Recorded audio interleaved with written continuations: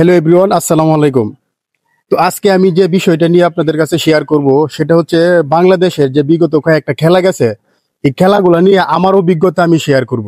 ঠিক আছে? তো আপনারা কথাগুলা শেষ পর্যন্ত শুনবেন, শুই না তারপরে কমেন্ট করবেন। আর অযথা কথা আগাগোড়া কিছুই শুনলেন না কিন্তু কমেন্ট করে দিলেন, এটা কিন্তু হয় না। তা আমি প্রথমে বলি যে বাংলাদেশের যে ধারাবাহিকতাটা এখন এখন যে বর্তমানে যে আফগানিস্তানের সাথে যে খেলাটা দেখলাম, ওপেনিং যে জুটিটা সাইফ হাসান আর তানজিদ হাসান তামিম, মানে দুইজন তো, একজন আউট হয়ে গেছে আর তানজিদ হাসান তামিম ঠিকই ভালো করছে। পরবর্তী যে খেলাটা আমরা দেখলাম শ্রীলঙ্কার সাথে, দুই ওপেনার থেকে তানজিদ হাসান তামিম আউট হয়ে গেছে, আবার সাইফ হাসান ঠিকই ভালো করছে।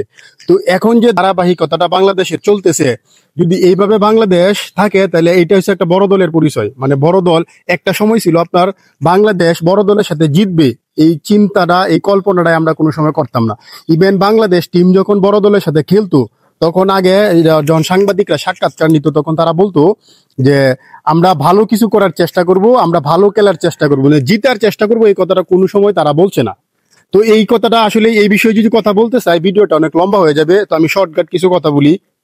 দেখেন, বাংলাদেশ যে ম্যাচটা খেলছে শ্রীলঙ্কার সাথে প্লাস আফগানিস্তানের সাথে, যে দুইটা ম্যাচ দেখছি, এই দুইটা ম্যাচের যে ধারাবাহিকতা, মানে যে স্কোরটা, টি-20 যে স্কোরটা ঘোষণা করছে, স্কোরটা একেবারে আমার কাছে অনেক পছন্দ হয়েছে, অনেক ভালো একটা স্কোর। কারণ এখানে আপনার এই প্রত্যেকটা ব্যাটসম্যানই ওপেনিং থেকে শুরু করে মানে স্ট্রাইক রেটটা ঠিক রেখে তারা ব্যাট করতেছে। যেমন আপনারা ধরেন, মানে আপনাদেরকে আরেকটা বিষয় বলি, যে শ্রীলঙ্কার সাথে যে ম্যাচটা, মানে প্রথম পাওয়ার প্লে 6 ওভারে হয়েছে 59 রান।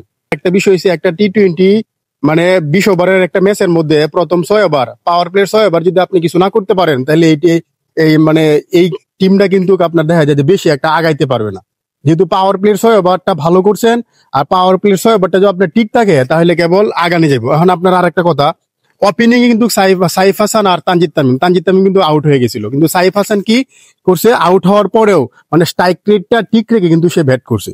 ঠিক আছে? আর একটা বিষয় হচ্ছে, 1 রাউন্ডে উঠছে একটা লিটন দাসও উঠতে কি করছে, মানে স্ট্রাইক রেটটা ঠিক রেখেও ব্যাট করছে, যদিও সে আউট হয়ে গেছে, এটা বিষয় না। এখন কত হয়েছে, যদি লিটন দাসের জায়গা অন্য আর একটা ব্যাটসম্যান উঠতে যদি আপনার 1 রাউন্ডে যদি আপনার 30 বল খেললে 15 করতো, কিংবা 20 বল খেললে 9 রান করতো, তাহলে কিন্তু ভাই ম্যাচটা হাতছাড়া হয়ে গেল। কারণ ম্যাচটা শেষ পর্যন্ত, মানে শেষের দিকে যে একটা অবস্থা হয়েছে, এটা কিন্তু 15-20 রান অনেক কিছু, তাই না? তো একটা বিষয় গেল। আর একটা বিষয় হচ্ছে আপনার, বাংলাদেশ শ্রীলঙ্কার সাথে জিতছে, ঠিক আছে, আমরা বাহবা দিতেছি বাংলাদেশ ভালো খেলছে বিদায় জিতছে, কিন্তু ভালো খেলছে দিকে জিতছে ভাই, ম্যাচ কিন্তু শেষ না। সামনে কিন্তু এখন কিন্তু একটা সাধারণ একটা কাল পার হয়েছে, সামনে কিন্তু সমুদ্র পড়ে রয়েছে। আর সমুদ্রটা কেড়ে কইতেছি, সামনে ইন্ডিয়া ভার্সেস পাকিস্তান, মানে ইন্ডিয়া পাকিস্তানের সাথে খেলা কিন্তু রয়ে গেছে সামনে। আমার যে অভিজ্ঞতাটা ভাই, এটা হচ্ছে বাংলাদেশ যদি আর একটা ম্যাচ জিততে পারে, তা আশা করি যে ফাইনালের একটা 80% সম্ভাবনা আছে ফাইনাল খেলার মতো। দুইটা ম্যাচ থেকে যে একটা ম্যাচ জিততে পারে, তা আমার টার্গেট পাকিস্তানের সাথে। পাকিস্তান বর্তমানে যে দল আছে, পাকিস্তান যে ধারাবাহিকতাভাবে খেলতেছে, এভাবে খেললে মনে হয় পাকিস্তানের সাথে জিতার একটা সম্ভাবনা আছে, বাংলাদেশ যদি এই ধারাবাহিকতাটা ঠিক রাখে। তো ভাই আরেকটা বিষয় হচ্ছে ভাই, এখন যে টিমটা আছে টি-20, এই টিমটা ভাই একবারে পারফেক্ট। তবে ভাই আরেকটা বিষয় কি না বললেই না হয়, এই টিমটার মধ্যে যদি সাকিব আল হাসান থাকতো, শরীফুল ইসলাম যে গতকালকে যে বলটা করছে, এই শরীফুল ইসলামের জায়গায় যদি সাকিব আল হাসান থাকতো, তাহলে টিমটা আমার কাছে মনে হইতেছে ভাই, এখন যে আমাদের প্লেয়াররা যে ফর্মে আছে, আমার কাছে মনে হইতেছে এই এশিয়া কাপের পুরা প্রাপ্য দাবিদার আমরা ছিলাম, যদি সাকিব আল হাসান থাকতো। ঠিক আছে? তো ভাই এই কথাটা আমি কেন বলছি, এই কথাটা আপনারা পুরোপুরি আমার কথাটা শুই না তারপরে কমেন্ট করবেন। এই কথাটা এই জন্যই বলছি, একটা সময় ছিল বাংলাদেশ জিতার এই কোনো স্বপ্ন দেখতো না, বড় দলের সাথে ফললে জিতবো তো দূরের কথা, যখন সাংবাদিক সম্মেলন হইতো তখন প্লেয়াররা বলতো যে ইনশাল্লাহ ভালো খেলার চেষ্টা করব, এই ভালো কিছু করার চেষ্টা করব, কিন্তু জিতার কথা সেরা তারা কোনো সময় বলতো না যে জিতার চেষ্টা করবো কিংবা এরকম কিছু।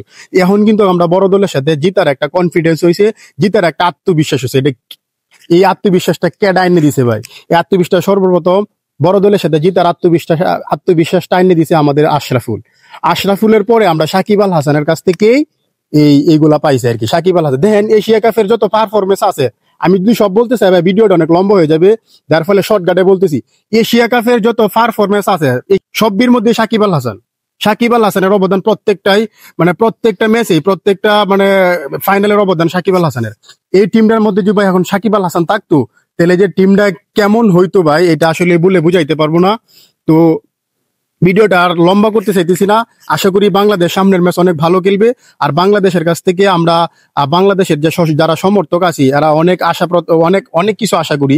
তো আশা করি ইনশাল্লাহ দুইটা ম্যাচ থেকে একটা ম্যাচ আমরা জয়লাভ করব এবং এবারও এশিয়া কাপে ফাইনাল খেলবো, ইনশাল্লাহ ফাইনাল নিব। তো আজকের ভিডিওটা এই পর্যন্তই। যদি ভালো লাগে, আপনার যদি ভালো লাগে ভিডিওটা, তো আপনি শেয়ার করে আপনার ফ্রেন্ডদেরকে দেখার সুযোগ করে দিবেন। তো সবাই ভালো থাকবেন, সুস্থ থাকবেন। আসসালামু আলাইকুম।